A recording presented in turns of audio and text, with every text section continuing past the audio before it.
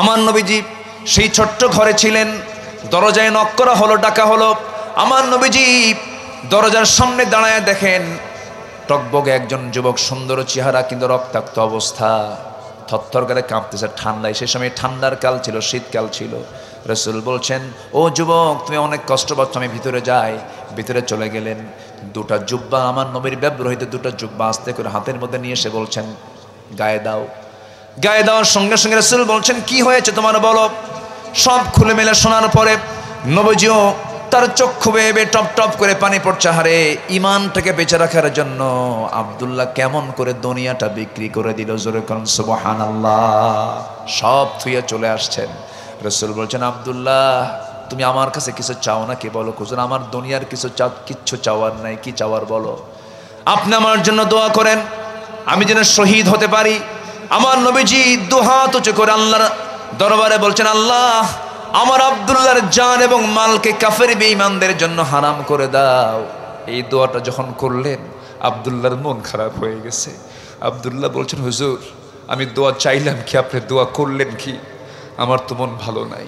রাসূল বলছেন, কেন। হুজুর কাফের মুশরিকরা আমারে যদি না মারতে পারে আমি শহীদ হব কেমনে। আমার নবীজি বলছেন, আব্দুল্লাহ ওয়া ইম্মা তাআলা ফিরাশিহি, যদি কারো দিলের ভিতরে শহীদের তামান্না থাকে, শাহাদাতের তামান্না থাকে, তার মৃত্যু যদি বিছানা হয়ে থাকে, আল্লাহ পাক তাকে শহীদের দরজা দিয়ে দেন। সবচেয়ে বেশি বুঝেন যিনি, আমাকে যিনি পরামর্শ দিতে পারবেন তিনি আমার কে বলেন তো। যার হাতে আমার প্রাণ তিনি কে, আল্লাহ তাআলা। সেই মহান রব্বুল আলামিন কোরআনে কারীমের বিভিন্ন জায়গায় তিনি আমাকে আপনাকে সফলতার জন্য বেশ কিছু পথ পন্থা তিনি দেখিয়ে দিয়েছেন। সেখান থেকে আমি বাছাই করে মোটামুটি 9টা পয়েন্ট সফলতার শর্তগুলো আমি একটা একটা করে একটু বলতে চাচ্ছি। ওমা তৌফিকি ইল্লা বিল্লাহ আলাইহি তাওয়াক্কালতু ওয়া ইলাইহি উনীব। সফল যদি হতে চাই, পৃথিবীর কোনো তন্ত্র মন্ত্র, পৃথিবীর কোনো প্রচলিত নেতা, পৃথিবীর প্রচলিত কিছু ইজম, এই সমস্ত তন্ত্রমন্ত্রের দিকে, নেতৃবৃন্দের দিকে তাকানো যাবে না। আমাদের সফলতার জন্য যেতে হবে কার পরামর্শ নিতে, আল্লাহর পরামর্শ নিতে। আসুন ধীরে ধীরে সেই দিকে আমরা চলে যাচ্ছি, মূল আলোচনার পর্বে যাচ্ছে। 9টা শর্ত বলেন তো, কয়টা শর্ত বলেন তো। 9টা শর্ত। আল্লাহ রাব্বুল আলামিন বলেন, ইন্নাল্লাযীনা আমানু ওয়া আমিলুস সালিহাতি লাহুম জান্নাতুন তাজরি মিন তাহতিহাল আনহার যালিকাল ফাওজুল কাবীর। জোরে বলুন আল্লাহু আকবার। নাম্বার 1 হলো ঈমান যারা আনবে, নেক আমল যারা করবে, আল্লাহ রাব্বুল আলামিন বলছেন যালিকাল ফাওজুল কাবীর, এটাই হলো সবচাইতে বড় সফলতা। আরেক জায়গায় বলছেন ইন্নাল্লাযীনা আমানু ওয়া আমিলুস সালিহাত কানাত লাহুম জান্নাতুল ফিরদাউসি নুজুলা খালিদিনা ফিহা লা ইয়াবগুনা আনহা হিওয়ালা। জোরে বলুন আল্লাহু আকবার। সূরাতুল কাহফের শেষে আল্লাহ রাব্বুল আলামিন বলেন, নিঃসন্দেহে যারা ঈমান আনবে, নেক আমল করবে, তাদের জন্য আমি আল্লাহ রাব্বুল আলামিন 2 number, 3 number, 4 number, 5 number, 6 number, 7 number, 8 number জান্নাত নয়, 1 নাম্বার জান্নাত তার জন্য বরাদ্দ রেখেছি। সুবহানাল্লাহ। জান্নাতুল ফেরদাউস তার জন্য বরাদ্দ হবে। তবে শর্ত হলো ঈমানও থাকতে হবে, নেক আমল থাকতে হবে। আমার দেশে ঈমানদার বেশি না নামাজি বেশি বলেন তো? নামাজি বেশি। প্রশ্নটা একটু কেমন যেন হলো না, মানে আমার দেশের মানুষের জন্য হয়েছে এরকম প্রশ্ন। এটা তো কোনো প্রশ্ন হয় না। আমার দেশে নামাজি নাই কিন্তু ঈমানদার আছে। বলেন তো, নামাজ আগে, নামাজ না থাকলে কি ঈমান থাকে বলেন তো? আল ফারকু বাইনাল মুমিন ওয়াল কাফির তারকুস সালাহ। কাফির এবং মুমিনের মাঝে তফাৎ হচ্ছে নামাজ। এটা কি আমার কথা না, মুহাম্মদ সাল্লাল্লাহু। যে ব্যক্তি নামাজ ছেড়ে দেয় সে যেন কুফরি করে। তাহলে কুফরি করার মতো অপরাধ আমার দেশে কি অস্বাভাবিক না স্বাভাবিক এখন বলেন তো? স্বাভাবিক। এত বড় একটা অপরাধ হচ্ছে, অথচ এই ব্যাপারে মানে মুসলমানদের নেতা, কারণ 90% অধ্যুষিত দেশ মানে কি মুসলমানদের নেতা না?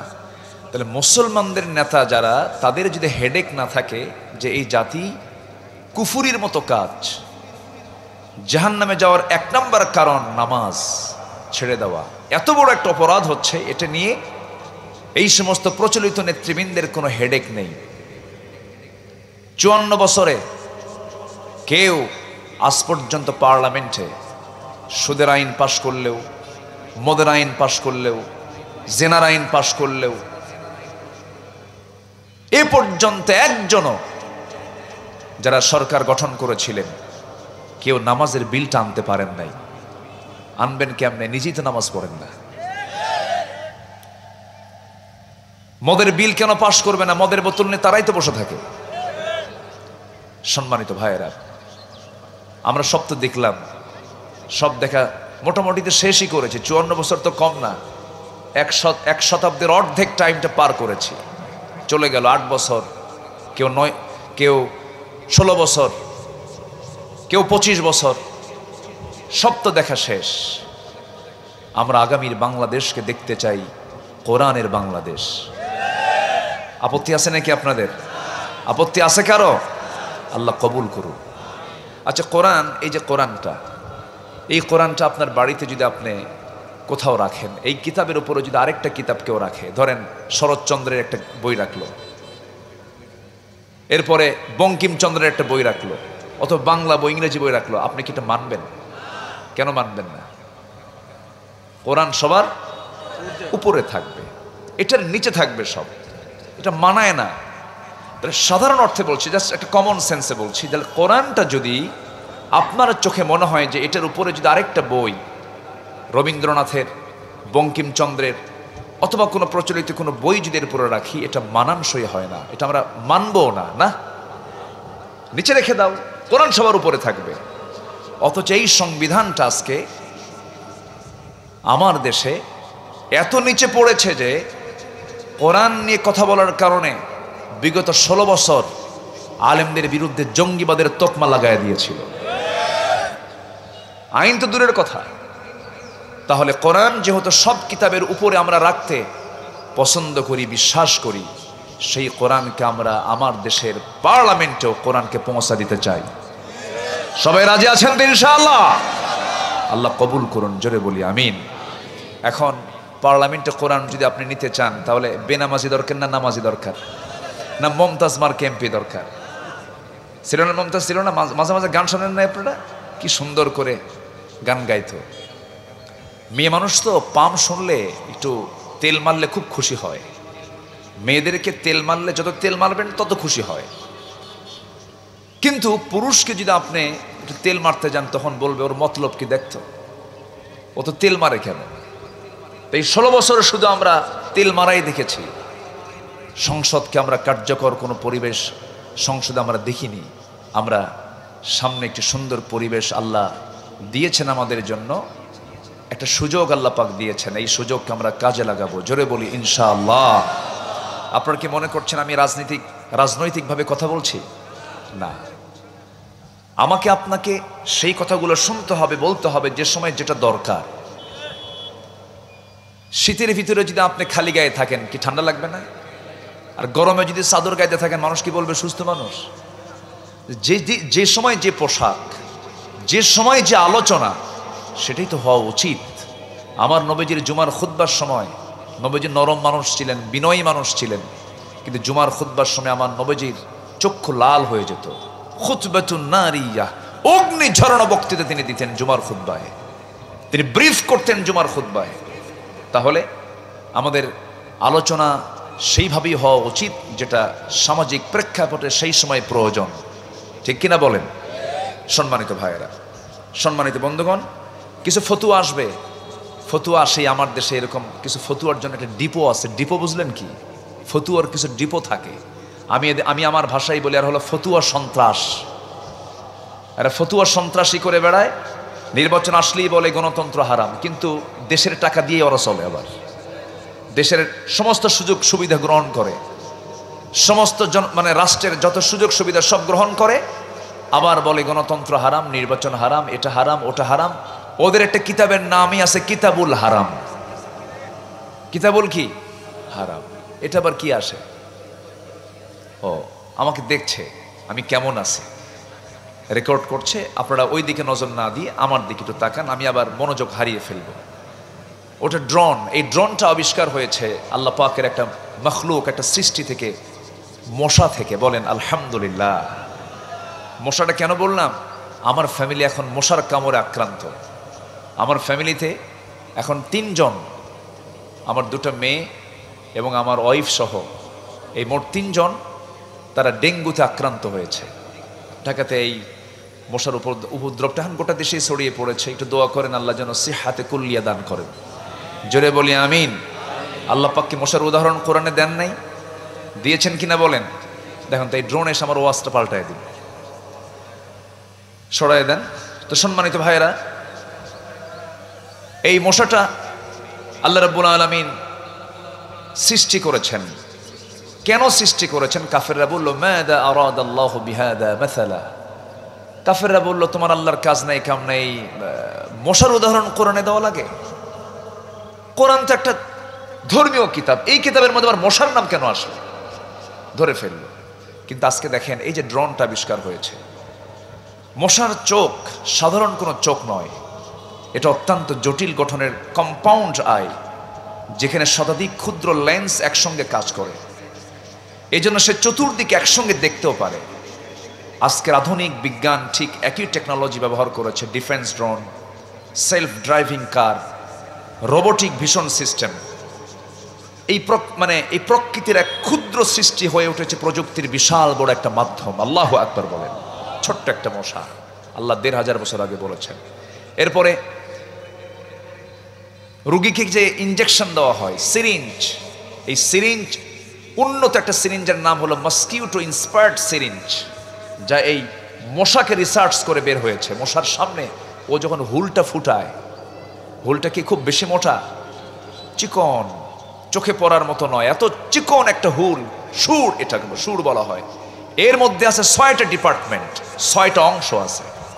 প্রথম 2টা অংশ দিয়ে আপনার আগে চামড়াটা ফেরে ফেলে, এরপরে পরের 2টা অংশ দিয়ে সে ব্লাড ভেসেল বের করে, পরের একটা অংশ দিয়ে সে কি করে? অ্যানেস্থেসিয়া করে, কেমিক্যাল নিঃসরণ করে, যেন আপনি না টের পান। রক্ত নিচ্ছে, আপনি টের পেলে তো বোঝেন নাই, থাপ্পড় মেরে ফেলবা, ওর তো সিকিউরিটি দরকার। তখন করে কি? ওই অবশ করে অ্যানেস্থেসিয়া করে।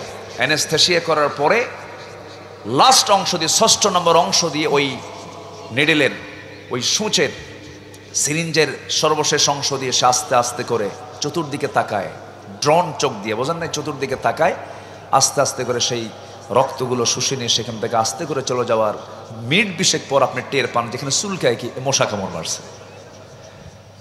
এটা কি গবেষণা করে আজ সিরিঞ্জ তৈরি হয়েছে। আর আল্লাহ তাআলা 1500 বছর আগে কি বলছেন?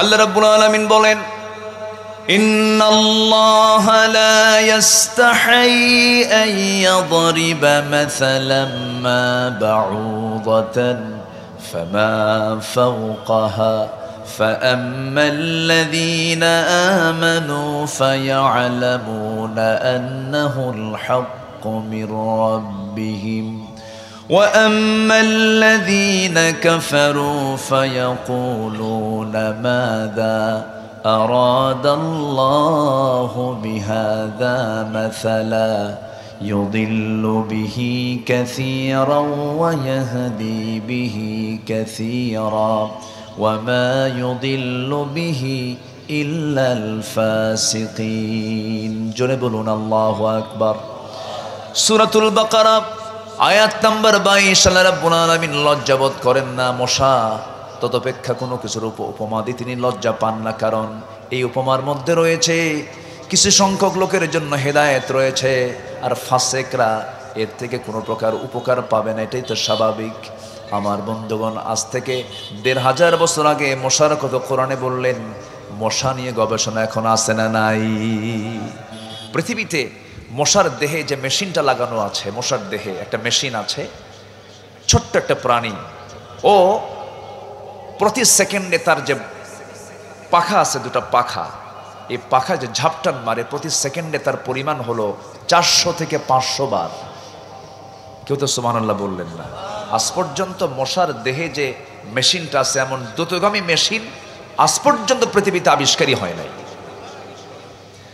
আপনি রাতের বেলা ঘুমায় পড়েছেন, নেটিং ঘর, চতুর্দিকে নেট লাগানো, কোথাও কোনো মশা নাই, শুয়ে পড়েছেন আপনি বিছানায়, 10 মিনিট যাই নাই, আপনার নাকের কাছে কানের কাছে সে সারেগামা পাধানিসা শুরু হয়ে গেছে। তো এই আওয়াজটা যে করতেছে, এটা কিন্তু ওর ভোকাল সাউন্ড নয়, এটা হচ্ছে তার ওই পাখার আওয়াজ, গুনগুন গুনগুন করে যে আওয়াজটা দিচ্ছে, এটা পাখার নড়ানোর আওয়াজ, প্রতি সেকেন্ডে 400 থেকে 500 বার। তাহলে চিন্তা করে দেখুন, আল্লাহ তাআলার যে বক্তব্যগুলো, যে কথাগুলো কোরআন যা বলে দিয়েছে, কোনো কথা কি অপ্রয়োজনীয় অপ্রাসঙ্গিক একটা শব্দ কি আছে? আপনি এটা কি বলবেন? এই কিতাব তো মানে আমি আমার ক্ষুদ্র যতটুকু আমি স্টাডি করি, আমি যতটুকু পড়ি, ভাঙ্গা চোরা এলেম কালাম তেমন নেই।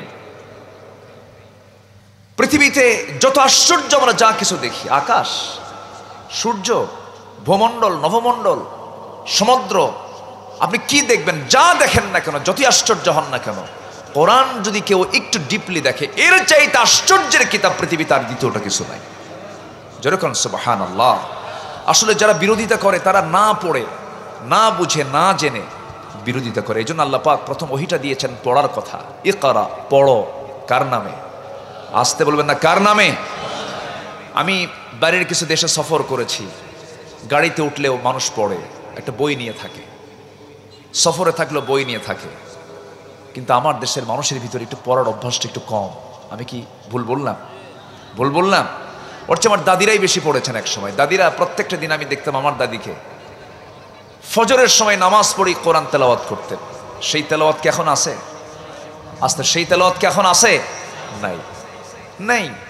বলুন কোরআনকে, কোরআন বলো আমি সফল হব কোথায়, আমার কোন ব্যবসায় লস নাই, কোরআন বলে দাও তো।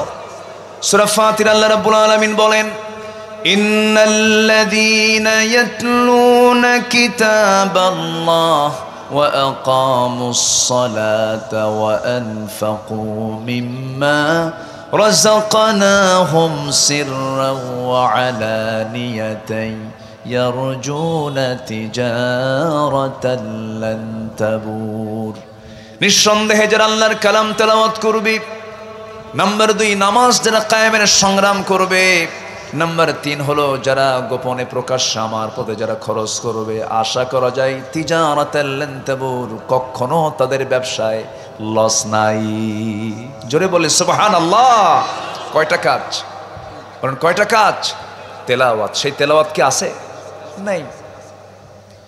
আমার দেশে নামাজই নাই, ইমানদার দিয়ে ভরা। তেলাওয়াত নাই, ইমানদার দিয়ে ভরা। সম্মানিত ভাইয়েরা, সম্মানিত বন্ধুগণ, নামাজি হয়ে যেত নামাজ কায়েম থাকলে, কোরআনের পাঠক তৈরি হতো কোরআনের আইন সমাজে চালু থাকলে। সম্মানিত বন্ধুগণ, সম্মানিত ভাই, সব সফল যদি হতে চাই, তেলাওয়াতটা সর্বত্র থাকার দরকার আছে না নাই বলেন তো? আছে। ব্যক্তি, পরিবার, সমাজ, সব জায়গায় কোরআন তেলাওয়াতের প্রচলন থাকলেই সেই সমাজের সফলতা দিয়ে দিবেন কে? বলেন কে? কে কে দিবেন? কে দিবেন? আল্লাহ দিবেন। আল্লাহ তাআলা এই জাতিকে কোরআন বোঝার তৌফিক দান করুন। জোরে বলি আমিন। আমাদেরকে অন্ধ করে রেখেছে 54 বছর। নামকাওয়াস্ত শিক্ষা মন্ত্রণালয় ছিল, বাম রামেরা এই সমস্ত শিক্ষানীতিকে জাতির উপরে বোঝার মতো চাপিয়ে দিয়েছিল। আমরা এগুলো ঢেলে সাজাতে চাই। জোরে বলি ইনশাআল্লাহ। ঢেলে সাজাতে চাই। জাতির দিলে যদি একবার কোরআন ঢুকে যায়, জাতিকে আর কখনো কেউ বিভ্রান্ত করতে পারবে না। এই জন্য শিক্ষার একটা বিপ্লব দরকার, শিক্ষার একটা আমূল পরিবর্তন দরকার।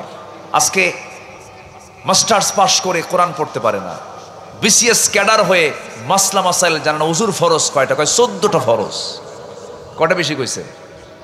10টা বেশি বলেছে। বিসিএস ক্যাডার পার্লামেন্টের এমপি তেলাওয়াত করতে পারে না, কারি সাহেব যায় নাই। আমাদের এক কারি সাহেব গোলাম মোস্তফা সাহেব, উনি সংসদের কারি, সেদিন উনি যেতে পারেন নাই। এখন যথারীতি প্রোগ্রাম শুরু হবে, এতে তেলাওয়াত তো আমার দেশে আছে কিছু, তেলাওয়াত করে, মানে তেলাওয়াত দিয়ে শুরু করিয়া সংসদে মদের আইন পাশ করে, বোঝেন নাই? আচ্ছা, তো একজন এমপিকে দায়িত্ব দিয়েছে, আপনি তেলাওয়াত করুন। তেলাওয়াত করতেছে, কেল হে আল্লাহ হেদ, শয়তান কয় তোর সে তেলাওয়াত আমার ভালো আছে। এই হলো আমার দেশের নেতৃত্বের দশা। আমরা আদর্শ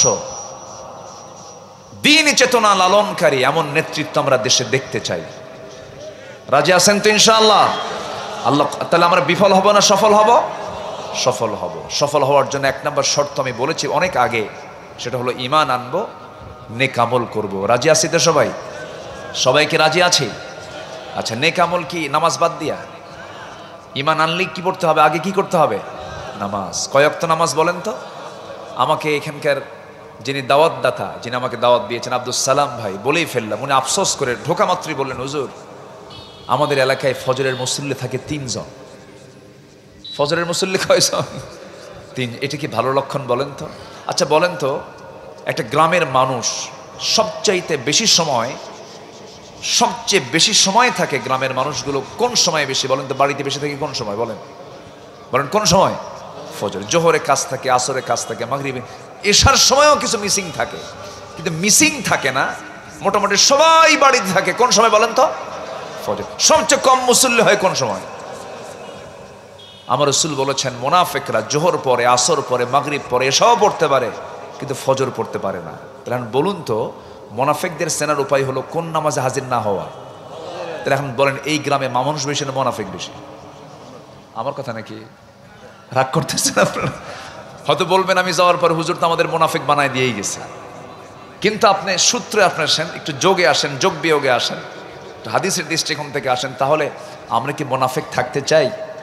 বলেন মুনাফিক থাকতে চাই? মুনাফিকের অন্তর্ভুক্ত হতে চাই? তাহলে আমরা কোন নামাজটায় বেশি মনোযোগী হব বলেন? বলেন কোন নামাজে? ফজর নামাজ।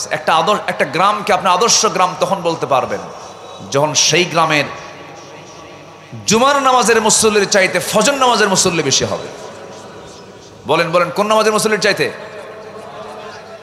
জুমার নামাজের মুসল্লির চাইতে ফজরের মুসল্লি বেশি হবে যে গ্রামে, ওটাই হবে একটা আদর্শ গ্রাম। আল্লাহু আকবার। ফজরের গুরুত্ব সবচেয়ে কম না সবচেয়ে বেশি? ফজরের এক্সট্রা, ফজর সালাতের 65টা বরকত আছে, 65টা ফজিলত, 65টা ফজিলত আছে ফজরের ফরজ বাদ দেন, ফজরের শুধু 2 রাকাত সুন্নাত, রাকাতাই সালাতুল ফজর খায়রুম মিনাদ দুনিয়া ওয়া মা ফিহা। ফজরের 2 রাকাত সুন্নতের দাম হলো দুনিয়া এবং দুনিয়ার মাঝে যা আছে তার চাইতে বেশি দাম। কিসের দাম? ফজরের কি? সুন্নত। ফরজ কিন্তু বলি নেই, তাহলে ফরজের দামটা দেখেন। আর সেই দামি একটা নিয়ামতকে বাদ রেখে বান্দা ঘুমায়, কিন্তু শয়তান তো ঘুমানোর জন্য সেও চলে আসে 24 ঘন্টার ভিতরে। একটা সময় আল্লাহ রাব্বুল আলামিন 7 আকাশ থেকে প্রথম আকাশে চলে আসেন। আল্লাহ তাআলার অবস্থানটা কোথায়? 7 আকাশের নিচে না উপরে? উপরে, 7 আকাশের উপরে। আরশে আজিম তার হচ্ছে অফিস। ওয়াসিআ কুরসিয়ুহুস সামাওয়াতি ওয়াল আরদ। আরশে আজিম, সেখান থেকে প্রত্যেক রাত্রিতে একটা সময় তিনি আসেন ফিস সামাঈদ দুনিয়া, দুনিয়ার আকাশে। কোন সময় আসেন বলেন? বলেন ফজরের সময়? ফজরের আগে, ফজরের আগে তাহাজ্জুদের সময় এসে আল্লাহ তাআলা প্রথম আকাশে চলে আসেন। তাহলে বাকি সময়টা কিন্তু তিনি আসেন না, মানে হাদিসের রেফারেন্স অনুযায়ী ফিস সামাঈদ দুনিয়া, দুনিয়ার আকাশে তিনি আসেন। এসে বলেন আলামি মুস্তাগফিরিন ফাগফিরালাহ, কোন ক্ষমা প্রার্থী আছো আমি তোমাকে ক্ষমা করে দেব। জোরে বলেন সুবহানাল্লাহ। আল্লাহ নিজে আসতেছেন, আল্লাহ আমার কাছে বেশি আসতেছেন। 7 আকাশ নিচে এসে প্রথম আকাশে এসে আমাকে ডাকেন, কে ক্ষমা প্রার্থী হচ্ছে আমি তাকে ক্ষমা করে দেব। জোরে বলেন সুবহানাল্লাহ। তাহলে আমার প্রতি দরদ আল্লাহর, আমার প্রতি দরদ বেশি না আমার দরদ বেশি? আমার দরদ আল্লাহর উপরে বেশি না আল্লাহর দরদ আমার উপরে বেশি? বলেন। এই জন্য আল্লাহ বেশি আসেন, আল্লাহ বেশি আসেন, প্রথম আকাশে আসেন। আল্লাহ তাআলা আরশে আজিম কয় মাইল দূরে কোন তো? 3 মাইল না 4 মাইল? কে বলতে পারবেন? এই আকাশ কেউ ছোঁতে পেরেছে? এই দূর দিগন্তের কেউ ছোঁয়া পেয়েছে? আমি একটা মানুষ, আমি অহংকারী হই কেমনে? আমি যেখানে বসে আছি এই জায়গায় আমি একটা মাখলুক বসে আছি মহাশূন্যের মাঝে, এই পৃথিবীর এই আমরা এদের এই ভূখণ্ডে আমরা বসে আছি। আল্লাহ কত বড় দেখেন। মানুষ চাঁদের দেশে গেছে, নীল আর্মস্ট্রংরা 70 দশকে চলে গিয়েছে মঙ্গল গ্রহে। এখন মানুষ ভাবলো চাঁদ দেখলাম, মঙ্গল গ্রহ দেখলাম, সূর্য কি দেখার ক্ষমতা আছে বলেন তো? সূর্যের ইন্টারনাল যে মানে অভ্যন্তরীণ যে তাপমাত্রা টেম্পার, সেটা হচ্ছে 15 লক্ষ ডিগ্রি সেলসিয়াস। আল্লাহু আকবার বলেন। সম্ভবই না, জ্বলে পড়ে শেষ হয়ে যাবে। এখন মানুষ যদি ভাবে যে চাঁদ দেখলাম, মঙ্গল গ্রহ দেখলাম, তারকার দেশে যাব, তারকা তো আরো দূরে, আরো দূরে তারকা, সব কিন্তু মহাশূন্যের মাঝে, আকাশ না মহাশূন্যের মাঝে সবকিছু পরিভ্রমণ করছে। ওয়াশ-শামসু তাজরি লিমুস্তাকাররিন লাহা ওয়া কুল্লুন ফি ফালাকিন ইয়াসবাহুন। তো এই সবচেয়ে নিকটবর্তী যে তারকা, এর নাম হচ্ছে প্রক্সিমা সেন্ট্রাই।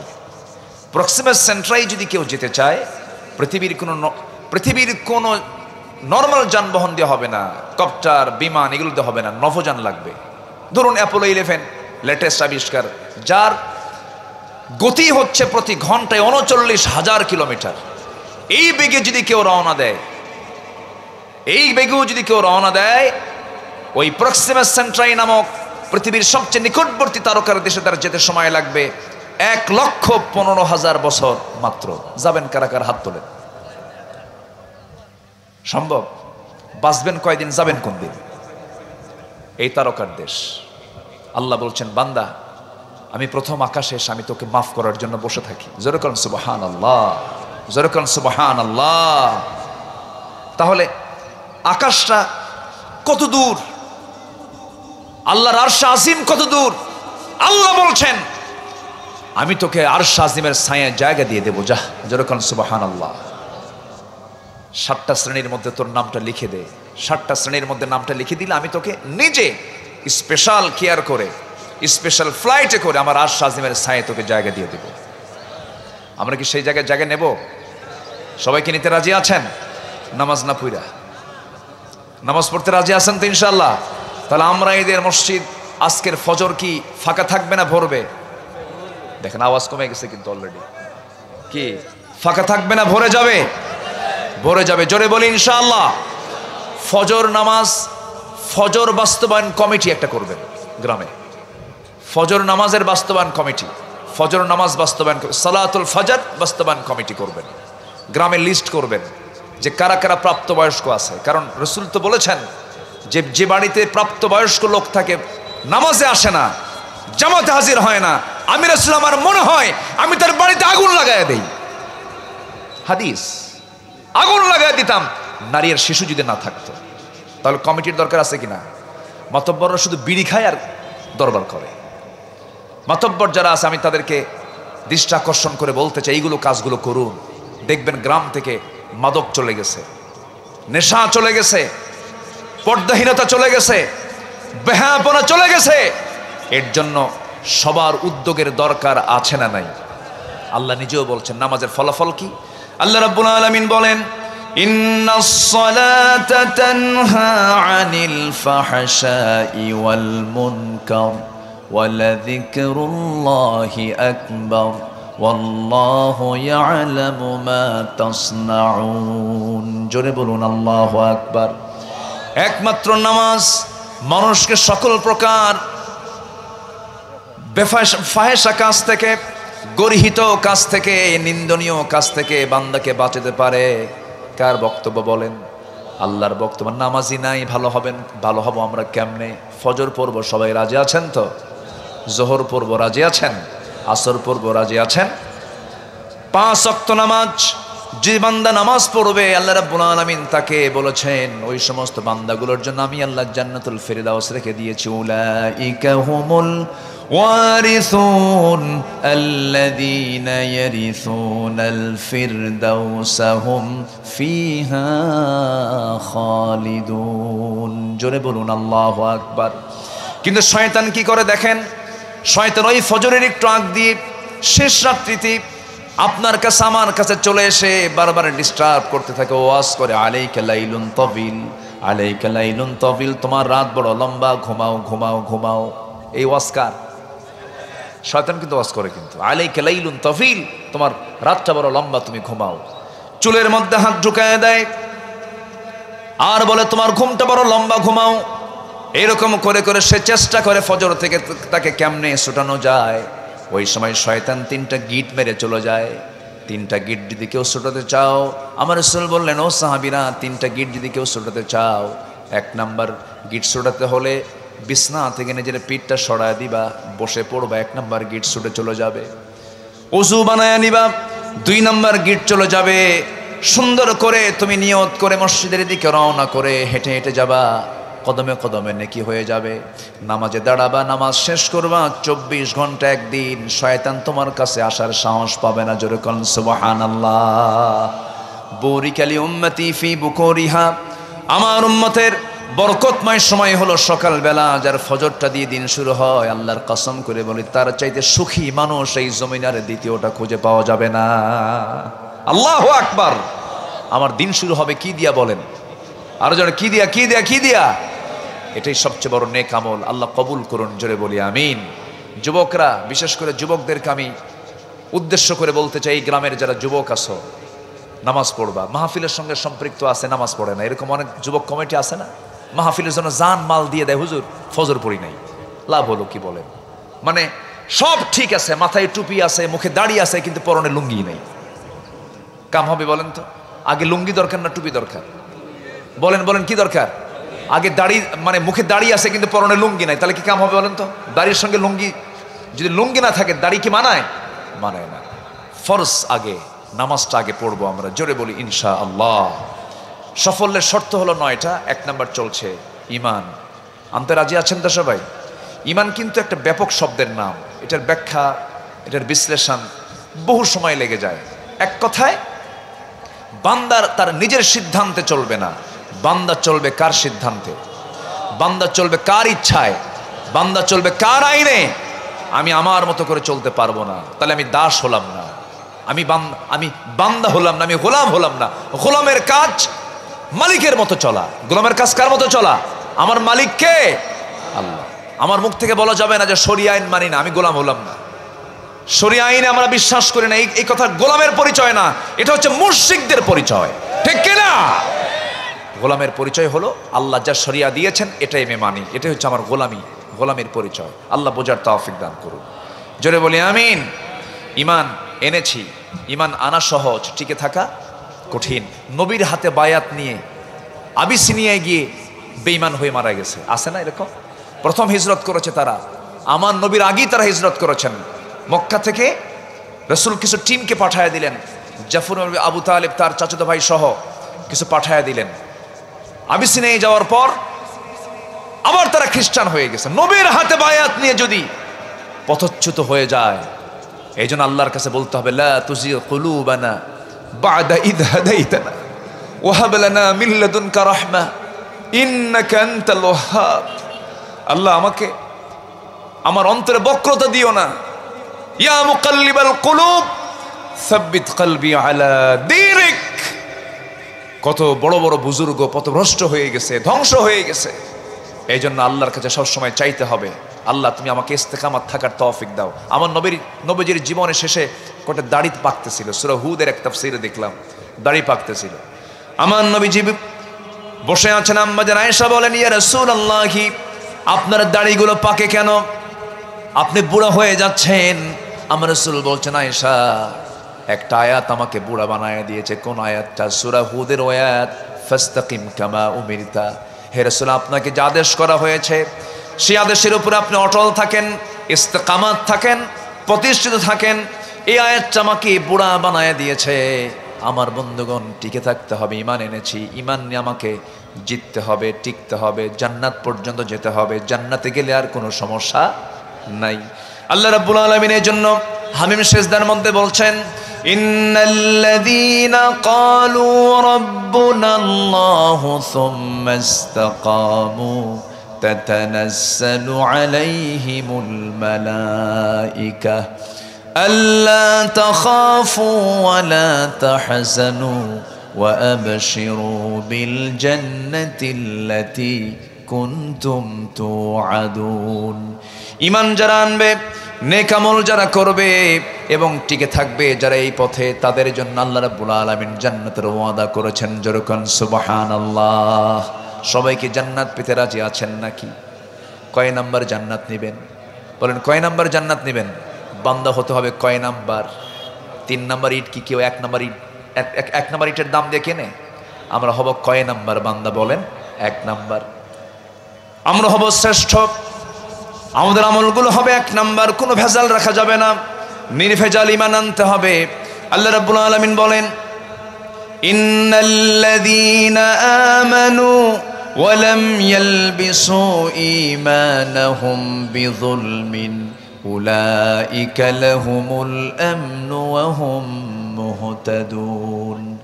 ঈমান যারা আনবে এবং ঈমানকে যারা জুলুমের দ্বারা আচ্ছাদন করবে না, শিরকের দ্বারা আচ্ছাদন করবে না, জুলুমের দ্বারা ঘিরে ফেলবে না, এরাই হচ্ছে নিরাপদ বান্দা, এরাই হেদায়েত প্রাপ্ত বান্দা।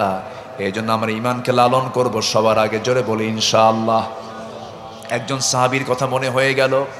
সেই সাহাবীর বাড়ি হলো মক্কা মদিনার ঠিক মাঝখান বরাবর বাড়ি তার। মক্কা এবং মদিনার ঠিক মাঝখানে তার বাড়ি। এই সাহাবীর কানে দ্বীনের দাওয়াত চলে গেছে। দ্বীনের দাওয়াত তিনি গ্রহণ করলেন। কেউ জানে না বাপ জন্মের আগেই দুনিয়া থেকে বিদায় হয়ে গেছে। চাচার হাতে তিনি মানুষ হয়েছেন। চাচার কাছে সংবাদ যখন চলে গেছে, চাচার কানে আসার সঙ্গে সঙ্গে বলছে, ভাতিজা শুনলাম তুমি নাকি দিন গ্রহণ করেছো, ইসলাম কবুল করেছো। সঙ্গে সঙ্গে ভাতিজা বলতেছে, চাচা আপনি শুনবেন কেন? আমিও জাহান্নাম থেকে বাঁচতে চাই, আমি আপনাকে জাহান্নাম থেকে বাঁচানোর জন্য দাওয়াত দিতে চাই, আপনিও কালেমা পড়েন। চাচা খেপে গিয়ে রেগে গিয়ে বলছে, তুই তো আমার সঙ্গে বড় বেঈমানি করলি, বড় ধোঁকাবাজি করলি। ছোট্ট থেকে আমি তোকে বড় করলাম, সম্পত্তিও তোর নামে লিখে দিলাম, বা দাদার ধর্মে তুই চুনকালি মারলি, আমি তোকে ছাড়বো না। এত বড় প্রতারণা করলি। আমার বন্ধুগণ, এই কথা বলার সঙ্গে সঙ্গে ভাতিজা বলতেছে, চাচা আল্লাহর কসম করে বলি, সত্যের সন্ধান পেয়েছি, আমি দিন কখনো ছাড়বো না। কিছু কিছু লোক আছে বাপ দাদার দোহাই দিয়া খারাপ কাজে জড়িত থাকে, আছে না নাই বলেন? আমার বাপ চোরের দল করে গেছে, আমারও চোরের দল করতে হবে। আছে না এরকম? আছে না? আছে না? আমার বাপ চোরের দল করছে, আমি কিসের দল? চোরের দল। এটা কি হওয়া যাবে? হওয়া যাবে? নূহ আলাইহিস সালাতু ওয়াস সালামের ছেলে কেনান ছিল কাফের, বাপ নবী, ছেলে কাফের। আবার ইব্রাহিম আলাইহিস সালামের বাবা ছিল আজর, মুশরিক। বাবা হলো মুশরিক, ছেলে হলো আল্লাহর পয়গম্বর। আল্লাহু আকবার বলেন। অথচ আল্লাহর পয়গম্বর নূহ আলাইহিস সালামের দাওয়াতের কি কোনো কমতি ছিল? ইন্নী দাউতু কওমি লাইলা ওয়া নাহারা। নূহ আলাইহিস সালাতু ওয়াস সালাম তিনি দিনে রাতে দাওয়াত দিয়েছেন, 900 বছর দাওয়াত দিয়েছেন, ইসলাম কবুল করছে 80+ মাত্র। কিন্তু তার দাওয়াত কি ব্যর্থ ছিল? ব্যর্থ ছিল না। এজন্য ঈমান নিয়ে টিকে থাকতে হবে। ওই সাহাবী বললেন, চাচা আপনি আমাকে যতই বুঝান, বাপ দাদা বুঝি না, কিচ্ছু বুঝি না, আমি ইসলাম কবুল করছি, জীবন যাবে আমি ইসলাম ছাড়তে পারবো না। চাচা এমন খেপা খেপলো, থাপ্পড় মেরে রক্তাক্ত করে মেরে মেরে জামা টেনে ছিঁড়ে সব রাগ ঝেড়ে শেষ পর্যন্ত লুঙ্গিটা পর্যন্ত খুলে নিয়ে তাকে উলঙ্গ করে ঘর থেকে বের করে দিয়েছে। তোকে কোনো সম্পত্তি দেব না। ভাতিজা বলছে, চাচা আপনি আমার জীবনটাও যদি নিয়ে নেন, আমি ঈমান ছাড়বো না। যেরকম সুবহানাল্লাহ। হাইয়ান মাজরুহান, কোনো মতো জীবন বাঁচায় থাকলো, তার রক্তাক্ত হয়ে গেছেন। রক্তাক্ত দেহ নিয়ে, উলঙ্গ দেহ নিয়ে মার দরজায় গিয়ে নক করছেন। মার দরজায় গিয়ে বলছেন, মা দরজা খোলো। দরজা খুলেছেন মা, বলছেন, মা আমার দিকে তাকায়ও না, দিন গ্রহণ করেছি, শুধুমাত্র একটা অপরাধে আমাকে উলঙ্গ করে চাচা ঘর থেকে বের করে দিয়েছে। দেখো তো ঘরের মধ্যে কোনো কাপড় আছে নাকি? 1 খণ্ড কাপড় তার দিকে দেওয়া হলো, কোনো মতো সতরটা ঢাকলো। শীতকাল। ওই সময় করলেন কি, ওই যে মার কাছ থেকে বিদায় নিয়ে বলছেন, মা পৃথিবীর কোনো দরবার ভাল লাগে না, আমার শ্রেষ্ঠ দরবার হচ্ছে আমার প্রাণের চেয়ে প্রিয় মুহাম্মদ সাল্লাল্লাহু আলাইহি ওয়াসাল্লামের দরবার। যেরকম সুবহানাল্লাহ। রওনা করেছেন পায়ে হেঁটে হেঁটে। অনেক দূরের পথ। নবীর দরবারে গিয়ে হাজির হলেন। নবীজির হুজরাখানার সামনে গিয়ে, যেখানে রাসূল এখন শুয়ে আছেন, সেই হুজরাখানার দরজায়, জীর্ণ শীর্ণ দরজা, আম্মা জান আয়েশা সিদ্দিকা বলেন, আমার নবীজির সব স্ত্রীদের ঘরের দরজায় কোনো দরজাই ছিল না, কোনো কাঠ ছিল না, সব দরজার সামনে সালার চট ছিল। শুধু আমি আয়েশা আমার ঘরে শুধু একটা কাঠের দরজা ছিল। ছোট্ট ছোট্ট ঘর ছিল আমার নবীজির, ছোট্ট ঘর। রাসূল যখন ঘরের মধ্যে ঢুকতেন দাঁড়ায়া থাকতেন, ছাদ মাথার সঙ্গে লেগে যেত। যখন ঘুমিয়ে পড়তেন পা এক দেওয়ালে ঠেকতো, মাথা আর এক দেওয়ালে ঠেকতো। এই জায়গায় থেকে বিশ্ব নেতৃত্ব দিয়েছেন মুহাম্মদ সাল্লাল্লাহু আলাইহি ওয়াসাল্লাম। আমার নবীজি সেই ছোট্ট ঘরে ছিলেন, দরজায় নক করা হলো, ডাকা হলো।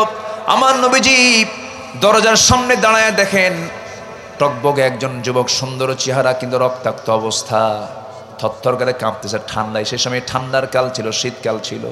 রাসূল বলছেন, ও যুবক তুমি অনেক কষ্ট পাচ্ছ, আমি ভিতরে যাই। ভিতরে চলে গেলেন।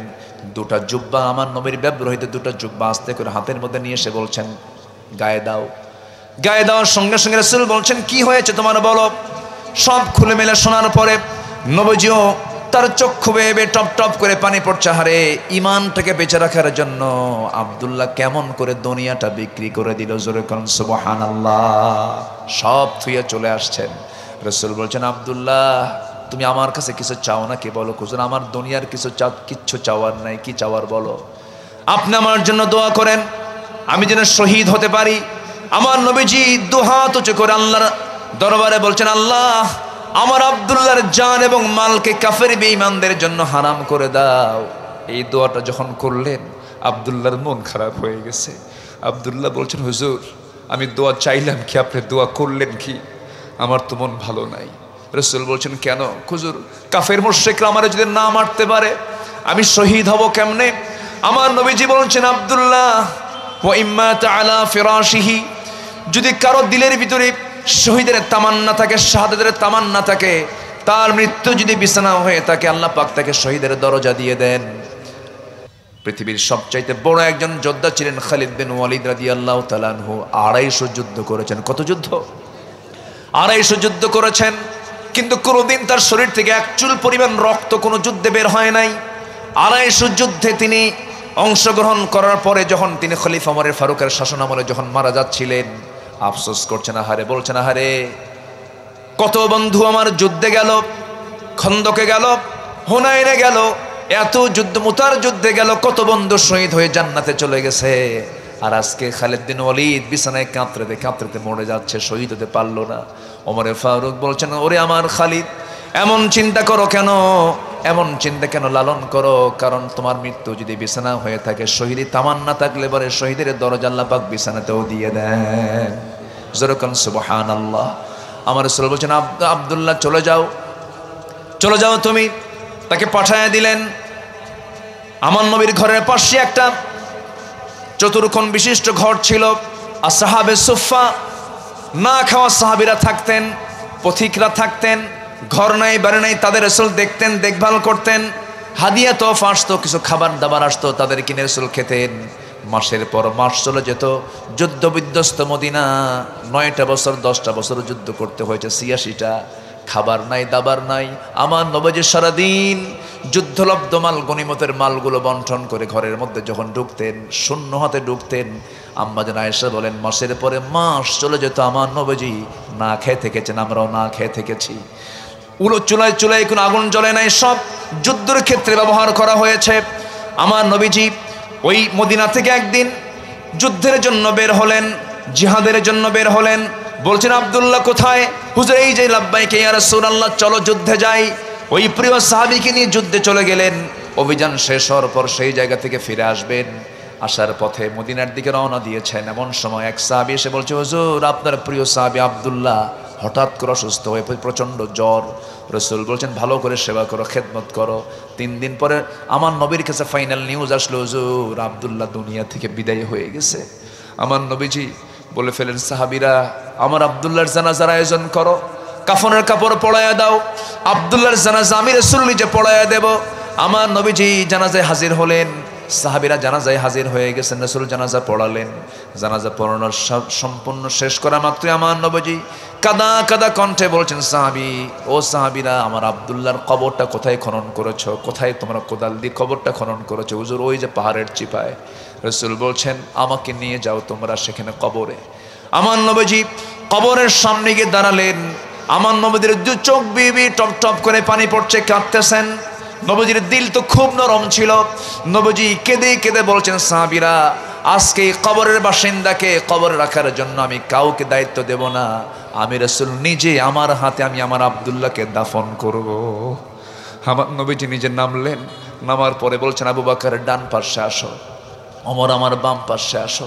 তিনজন মিলে আমার নবীজি হাতটা গায়ে দিলেন, লাশটা হাতের মধ্যে নিলেন, বলছেন আবু বকর মাথা ধরো, ওমর পাটা ধরো। তিনজন মিলে রাসূল শোয়া দিলেন, বুকের উপরে হাত রেখে রাসূল বলছেন আকাশের মালিক আল্লাহ, এই মুহূর্ত পর্যন্ত আমি আব্দুল্লাহর উপরে সন্তুষ্ট আছি, রাজি আছি, আমি দিল থেকে খুব ভালোবাসি, আমি ভালোবাসি, আল্লাহ তুমিও আমার আব্দুল্লাহকে ভালোবেসে মাফ করে দাও। আমার নবীজির এমন দোয়ায় পাশে দাঁড়িয়ে থাকা একজন মুজাহিদ সাদ বিন আবি ওয়াক্কাস চিৎকার মেরে আবেগ আপ্লুত হয়ে বলছেন আকাশের মালিক আল্লাহ, আমি আজকে সাদ বিন আবি ওয়াক্কাস যদি জীবিত না হয়ে যদি ওই কবরের বাসিন্দা হতে পারতাম, জীবনটা বড় ধন্য হতো। যে কবরবাসীকে নামানোর জন্য তিনজন বিশ্বের সেরা সেরা মানুষ কবরের মাটিতে নেমে যায়। আমার বন্ধুগণ, এই যে মূল্য, এই যে সম্মান, এই যে মর্যাদা আল্লাহ রাব্বুল আলামিন দান করেছেন, এর মূল কারণ হলো ঈমান এনেছেন, ঈমানের উপরে টিকে ছিলেন, নেক আমল করেছেন। মজবুত ঈমান আমরা আনবো, জোরে বলি ইনশাআল্লাহ। এক নম্বরে চলে গেল। নাম্বার 2 হলো কোন বান্দা সফল। সফল মানের সফলের আরবি হলো ফাইজুন, মুফলিহুন, আফলাহ। প্রত্যেকটা আয়াতেই 9টা পয়েন্টই দেখতে পাবেন। এই আয়াতগুলো আমি কোট করার চেষ্টা করেছি। নাম্বার 2 হলো সফল কারা, قد أفلح من تزكى وذكر اسم ربه فصلى بل تؤثرون الحياة الدنيا। সফল কারা, যারা নফসকে শুদ্ধ করতে পেরেছে। বাহিরের দিকটা যাই হোক না কেন, সেনা পাঞ্জাবি, নতুন পাঞ্জাবি, সুন্দর চেহারা, আল্লাহ এগুলো দেখবেন না। বাহ্যিক কোনো স্ট্রাকচার দেখবেন না, আল্লাহ দেখবেন ওয়ালাকিন ইয়ানজুরু ইলা কুলুবিকুম ওয়া আমালিকুম। মনটা দেখবেন, নফসটা দেখবেন, তোমার আমলটা দেখবেন। এই জন্য আমার রাসূল মাঝে মাঝে বলতেন আত্তাকওয়া হা হুনা, আত্তাকওয়া হা হুনা। তাকওয়া আমার তাকওয়া এই ভিতরে, তাকওয়া বাইরে নয়। আমার বন্ধুগণ, নফসকে যে বান্দা শুদ্ধ করতে পেরেছে সেই প্রকৃত শুদ্ধ, সেই প্রকৃত সফল হতে পেরেছে। قد أفلح من زكاها وقد خاب من دساها। আমার বন্ধুগণ, একটু কান লাগাবেন, মনোযোগ দিয়ে শুনবেন। নফসের কিছু রোগ আছে। নফসের রোগ হলো হিংসা করা, নফসের রোগ হলো লোভ, অবৈধ লোভ অবৈধ লোভ করা, কামনা বাসনা, অবৈধ কামনা বাসনা করা, এগুলো হচ্ছে নফসের রোগ। এই সমস্ত হিংসা যদি থেকে যায়, হিংসা কিন্তু চট করে ঢুকে যায় মানুষের ভিতরে। একজন মানুষ ভালোই চলে, ভাল লাগে না অনেক আরেকজনের, আছে না? আছে কিনা, আছে কিনা, আছে কিনা, আছে কিনা? নেতৃত্বের প্রতি হিংসা থাকে, সম্পদের প্রতি হিংসা থাকে, একজন ভালো চলে হিংসা থাকে। এইরকম হৃদয়ে যদি হয়ে যায়, সঙ্গে সঙ্গে আস্তাগফার পরে বারবার বলতে হবে আল্লাহ তুমি তাকেও দিয়েছো, আমাকেও দিয়ে দাও। আল্লাহ তুমি তাকে সফল করেছো, সে ফার্স্ট ক্লাস গেজেট কর্মকর্তা হয়েছে, আমাকেও ফার্স্ট ক্লাস গেজেট কর্মকর্তা বানাও। আল্লাহ তুমি তাকে নেক সন্তান দিয়েছো, আমাকেও নেক সন্তান দাও। আল্লাহ সে একটা জায়গা কিনছে, তুমি আমাকেও জায়গা কেনার তৌফিক দিয়ে দাও। কিন্তু হিংসা করলেই সব শেষ হয়ে যাবে। ইয়াকুম ফিল হাসাদ ফাইনাল হাসাদা ইয়াকুলুল হাসানাত কামা তাকুলুন নারাল হাতাব। হিংসা থেকে তোমরা দূরে থাকো। কাঠখণ্ডকে আগুন যেমন জ্বালিয়ে পড়ে শেষ করে দেয়, হিংসা মানুষের সমস্ত নেক আমলগুলোকে জ্বালিয়ে পড়ে শেষ করে দেয়। নাউযুবিল্লাহ। হিংসা করা কি? হিংসা করা হালাল না হারাম? হারাম। হিংসা করা যাবে না। হিংসা যে সমাজে ঢুকে পড়বে, একদম সব শেষ হয়ে যাবে, জ্বলে পড়ে সারখার হয়ে যাবে। আমার দেশে হিংসা আছে না নাই? আসতে বলে হিংসা আছে না নাই? ইসলামী সংগঠন একটু মাথা চাড়া দিয়ে উঠেছে, জনগণের আস্থার জায়গা দখল করেছে। একটা মহল লেগে আছে হিংসার যন্ত্রণা নিয়ে। আসতে কোন কেন? হিংসায় হিংসায় নিজেই জ্বলে পড়ে সারখার হবেন, কিন্তু যার জন্য হিংসা করা হচ্ছে তার চুল পরিমাণ কোনো ক্ষতি হবে না। একটা উদাহরণ আমি প্রায় দেই। ওই আগের যুগে মানুষ তো বিয়ে করতে যেত ঘোড়ায় চড়ে, তাই না? আপনি কিসে চড়ে বিয়ে করছেন? পালকিতে। দেখেন তাহলে মিল আছে। আগের যুগে ঘোড়ায়, পালকিতে, গরুর গাড়িতে না বিয়া। তো যুবক চাচার কাছে গিয়ে ধারণা দিচ্ছে, চাচা আপনার ঘোড়া আছে, তো একটা ঘোড়াটা কি আপনাকে একদিনের জন্য দিতে পারবেন? অমুক দিন আমার বিয়া। কিন্তু চাচা রাগ ছিল যুবকের উপর, খুব খুব রাগ ছিল। সেদিন বলছে যে সবাই রে দিল, তোরে দেব না, যা। ও মন টন খারাপ করে চলে আসছে। সবে কদরের রাত আসছে, সবে কদরের রাতে গিয়ে নামাজ কালাম পইরা শেষে দোয়া করতেছে হাত উঁচু করে, আল্লাহ আজকের এই রাত্রে আমার কোনো দোয়া নাই, আমার কোনো চাওয়া পাওয়া নাই, কিচ্ছু নাই, আমার একটাই চাওয়া বুড়ার যেন ঘোড়া মরে, বুড়ার যেন কি মরে, ঘোড়া মরে। এই দোয়া করে চলে আসছে বাড়িতে, দোয়া কবুল হয়ে গেছে। এদিকে মার কাছে এসে দেখে মার চোখে পানি, মা কান্দে। মা তুমি কান্দো কেন? বাবা তোর গরু মরছে। কি মরছে বলেন তো? গরু মরছে। কিন্তু মালাকুল মউত ঠিকই আসছে, দোয়া করে সে মালাকুল মউত নিয়ে হাজির করছে, কিন্তু ঘোড়ার কাছে না যায়, গেছে কার কাছে? গরুর কাছে চলে গেছে। গরুটা কার? যে দোয়া করছে সে। হিংসুক হবেন, হিংসার যন্ত্রণা আপনি পড়ে মরবেন। যার জন্য হিংসা হচ্ছে তার পক্ষে কে থাকবেন? কে থাকবেন? কে থাকবেন? আল্লাহ থাকবেন। গীবত করবেন, ওর সওয়াবগুলো আপনার আমলনামে ট্রান্সফার হয়ে আসবে। ওর আপনার যে ভালো আমলগুলো যে গীবত করবে, তার ভালো আমলগুলো যার গীবত করা হচ্ছে তার আমলনামে ট্রান্সফার হয়ে যাবে। অতএব যার নামে গীবত করা হয় সে ব্যক্তির উচিত যে গীবত করে তার বাড়িতে 2-1 কেজি মিষ্টি পাঠান। তো ভালো করে গীবত কর, আমার আমলনামায় সব গুনাহগুলো তোর আমলনামায় চলে যাক, যা। এই জন্য এগুলো সব নফসের রোগ। এই রোগ থেকে আমরা বাঁচার চেষ্টা করব। জোরে বলি ইনশাআল্লাহ, আর জোরে বলি ইনশাআল্লাহ। অনেক নামাজি গীবতের কারণে ধরা খেয়ে যাবে, অনেক নামাজি হিংসার কারণে ধরা খেয়ে যাবে। এই জন্য ক্বাদ আফলাহা মান তাযাক্কা ওয়া যাকারা ইসমা রাব্বিহি ফাসাল্লা। আল্লাহ পাক আগে জিকির করতে বলেছেন না, নফসকে শুদ্ধ করতে বলেছেন? বলেন, আগে নামাজের কথা বলছেন না, আগে নফসকে শুদ্ধ করতে বলেছেন? সিরিয়াল অনুযায়ী ক্বাদ আফলাহা মান তাযাক্কা ওয়া যাকারা ইসমা রাব্বিহি ফাসাল্লা। এরপরে তুমি নামাজ পড়ো, নফসকে ঠিক করো। এই জন্য আবার আমাদের সমাজে কিছু কিছু লোক আছে, আগে নফস ঠিক করে এরপরে নামাজ পড়বো বলে। দেখছেন ফতুয়া, দেখছেন? এটাও ঠিক না। নামাজ আমাকে আপনাকে পড়তেই হবে, এটা ফরজ। এটা কি বলেন তো? তাহলে নাম্বার 3 হলো সত্যবাদী হব। নাম্বার 3 আমরা কি হব বলেন তো? সত্যবাদী হব। আমার দেশে সত্য কথা বলার লোক বেশি না মিথ্যা কথা বলার লোক বেশি? বলেন, সত্য কথা না মিথ্যা কথা? এত মিথ্যা কথা কয়, বুঝলেন? উঠতে বসতে এত মিথ্যুক জাতি মনে হয়। আমার লজ্জা পাচ্ছে, আমি নিজেও তো, আমি তো দেশের নাগরিক। আমার মনে হয় যে দেশে ইসলাম নাই সেই দেশের লোকে এত মিথ্যা কথা কয় না। আমি চায়নাতে গিয়েছিলাম, এই গত মাসে একটা সফর ছিল। ওদের একটা নেচার কি জানেন? ওরা কারো পিছনে লেগে থাকে না, দিন নাই শরিয়ত নেই, কারো পিছনে লেগে থাকে না, কাজে বিশ্বাসী, প্রচুর কাজ করে ওরা। ওদের চোখ কাজ করে, কান কাজ করে, হাত কাজ করে, পা কাজ করে, কথা বলার সময় নাই, শুধু কাজ আর কাজ। আচ্ছা, ওরা গীবত শিকায়েত বোঝে না, ওরা মিথ্যা কথাও বলে না। কিন্তু আমরা জাতিতে কি সত্যবাদী না মিথ্যাবাদী বলেন তো? এর কারণ আছে। এর কারণ কি জানেন? এই জাতির যারা নেতৃত্ব দিয়েছে শুধু ধোকায় দিছে আমাদেরকে, ঠিক কিনা বলেন? নেতৃত্বের আসনে যারা বসেছিল ওদের রাজনীতির মূল পুঁজি হলো মিথ্যার সন্ত্রাস নির্ভর রাজনীতি। এটার ছোঁয়া লেগেছে। রাজা যেমন হয় প্রজাও যেমন, রাজা কি যেমন রাজা তেমন প্রজা। আমরা মাথাটাকে ঠিক করবো এবার। জোরে বলি ইনশাআল্লাহ, আর জোরে বলি ইনশাআল্লাহ। আমরা সত্যবাদী হব, জোরে বলি ইনশাআল্লাহ। ওয়াকুনু মা'আস সাদিকিন। নাম্বার 4 হলো তাকওয়া অর্জন করা। তাকওয়া অর্জন করব। ওয়ায়াত্তাকিহি ফাউলাইকা হুমুল ফাইজুন। আচ্ছা, নাম্বার 5 হলো ধৈর্যশীল হব আমরা। ইন্নী জাযাইতুহুমুল ইয়াওমা বিমা সাবারু আন্নাহুম হুমুল ফাইজুন। সূরা মুমিনুন 111 নম্বর আয়াত। আল্লাহ রাব্বুল আলামিন বলছেন যারা ধৈর্যশীল হবে আল্লাহ তাদেরকে সফলতা দিয়ে দিবেন। নাম্বার 6 হলো যারা আনুগত্য করবে আল্লাহ এবং রাসূলের। মাইয়ুতিইল্লাহ রাসূলহু ফাকাদ ফাযা ফাওজান আযীমা। নাম্বার 7 হলো সৎ কাজের যারা আদেশ দেবে, অসৎ কাজের যারা বাধা দেবে। এমন দল আমার দেশে আছে না নাই বলেন তো? সৎ কাজের আদেশ দাও, অসৎ কাজের বাধা দাও, নিষেধ করো, এমন দল আমার দেশে আছে না নাই? আচ্ছা, সেই দল করতে হবে, আমরা সেই দলে যাব। জোরে বলি ইনশাআল্লাহ। তাহলে আমরা কি হব? বিফল না সফল?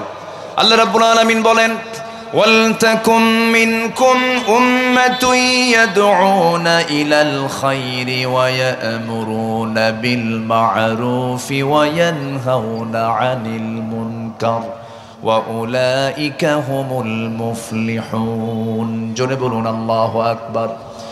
ঈমান যারা, আল্লাহ রাব্বুল আলামিন বলছেন তোমাদের মধ্যে অবশ্যই এমন একটা দল থাকা দরকার যে দল মানুষকে সৎ কাজের আদেশ দেবে, অসৎ কাজের বাধা দেবে। আর জেনে রেখে দিও, এই সমস্ত কাজের সঙ্গে যারা নিজেকে যুক্ত রাখবে তারাই হলো সফল। জোরে বলুন সুবহানাল্লাহ। নাম্বার 8 হলো আল্লাহ রাব্বুল আলামিন বলছেন সফল কারা? তুবু ইলাল্লাহি জামিআন আইয়ুহাল মুমিনুনা লাআল্লাকুম তুফলিহুন। জোরে বলুন আল্লাহু আকবার। আল্লাহর কাছে সবাই মিলে তোমরা তওবা করো, সফল হয়ে যাবে। নাম্বার 9 হলো প্রকৃত মুমিন যারা হবে তারা সফল হবে। ক্বাদ আফলাহাল মুমিনুন। জোরে বলুন আল্লাহু আকবার। মুমিন কারা? 7টা গুণ আছে যাদের ভিতরে: নামাজ, বাজে কথা ত্যাগ করা, যাকাত ঠিক মতো আদায় করা, লজ্জাস্থানের হেফাজত করা, আমানত ঠিক রাখা, ওয়াদা ঠিক রাখা, নামাজ দেশের নামাজ দেশের নামাজের ব্যাপারে যত্নবান হওয়া। 7টা কাজ করবে যেন আমি তাদেরকে জান্নাতুল ফেরদাউসের মালিক বানায় দেব। জোরে কোন সুবহানাল্লাহ। আল্লাহ কবুল করুন, জোরে বলি আমিন।